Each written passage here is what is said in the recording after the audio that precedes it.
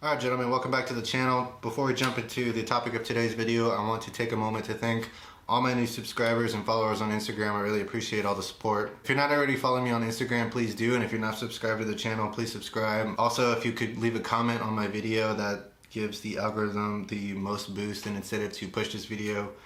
So literally comment anything. It can be mean. I promise I can take it. Some of you never had to ride home with dad after a bad game, and it shows. With all that out of the way, let's jump into the topic of today's video. So that's going to be my AKM, or Space AKM as I affectionately call it. So I'm basically going to go over the base rifle first and then go into the configuration I have and basically why I chose certain parts in certain places and some of the issues that I've had. So jumping into it, the base rifle is going to be a PSA GF3. That's going to be their generation 3. Basically because I had a couple of requirements straight out of the box that I wanted my first AK to fill. Number one, I wanted it to be suppressible out of the box. If you're new to AKs and you're not really familiar with the AK world, suppressing AKs is somewhat difficult, mainly due to the import ones having non-concentric threads.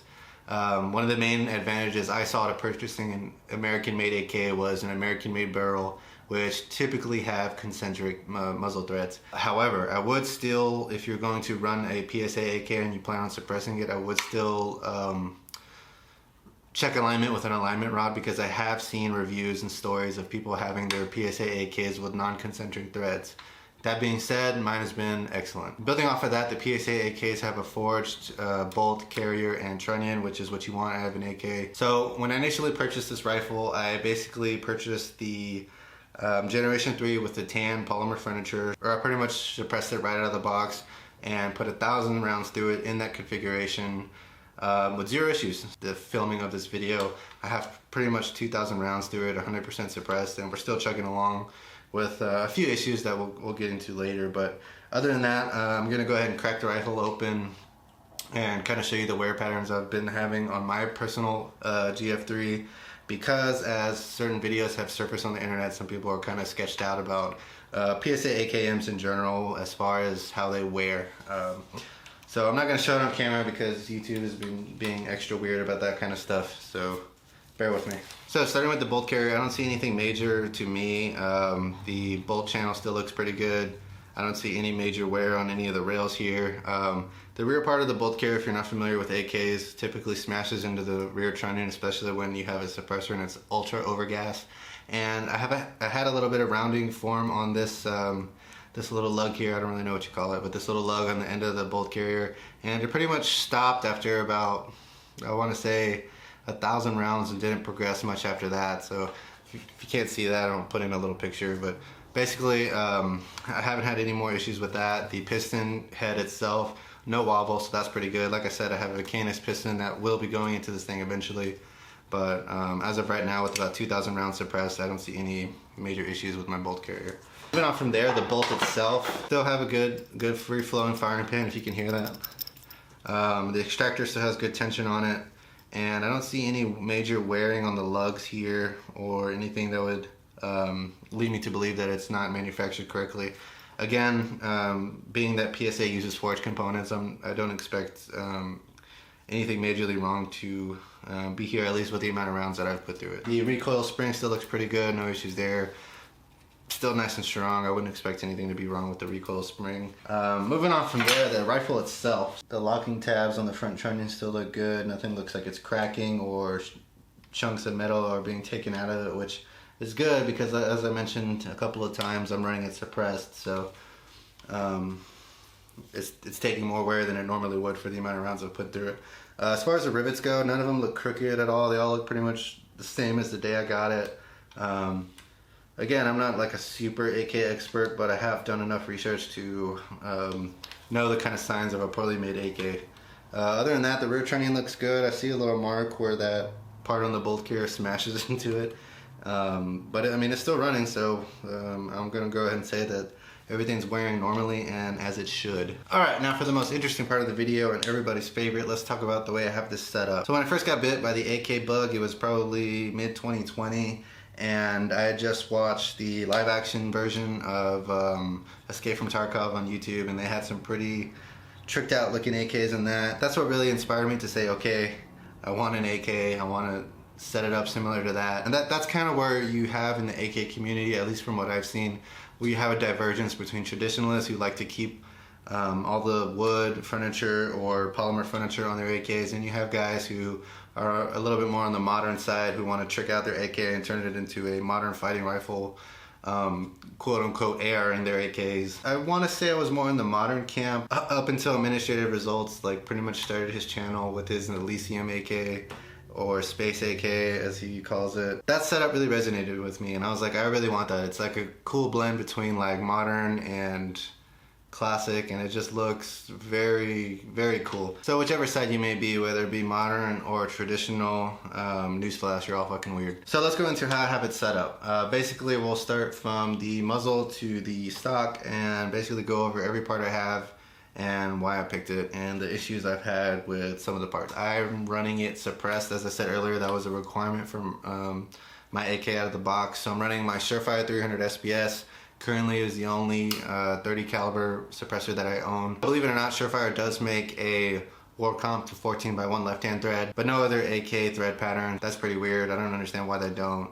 That's pretty much held me back from buying AK-74s and other AK pattern rifles, is because they don't make muzzle devices, and I would like to run my rifle suppressed. Moving back from there, I have the Streamlight HLX. If you're familiar with my channel, I like my Streamlights. Pretty much the exact same as the ProTac light, with the only difference being that this light body does not have the mount built into it. So it's basically just a regular flashlight body. But other than that, the same output, 1,000 lumens, etc. For that reason, I'm running the light in a Kyber Customs light mount. It's basically clamps onto the barrel, has a little slot for your cleaning rod, and it has a little ring to put your flashlight. The only issue I had with it was under rapid fire and recoil, the light, no matter how tight I cranked this down or Loctited it, the light would either begin to move forward or backward. And I would have to loosen the mount and adjust my flashlight and then tighten it back down again. So basically the solution I found for that was just shim it with electrical tape. I wrapped a few layers of electrical tape and then crank that down on the light. And since then I haven't had that issue anymore, so be aware you may have to do that with your light. Moving on to the handguards. So the handguards are interesting. Up top I have a PSA cheese grater. This is directly from PSA. The reason I'm running this and not an Ultimac is basically because I'm not looking to configure this rifle for night fighting. This obviously isn't my main fighting rifle. If I have to pick up this rifle to fight with, and several things have gone terribly wrong. But other than that, I just like the cheese grater look, so that's basically what I'm rocking for the time being. Maybe at some point I'll switch to an Ultimac or some other railed gas tube. Now the lower handguard. The lower handguard is interesting. So originally I wanted to get a shark fin from Warsaw Wood. And if you're not familiar, Warsaw Wood is a company that kind of makes custom AK furniture sets. They can make shark fins with any kind of finish you want, with M-LOK slots built into it, and they do some really cool looking work.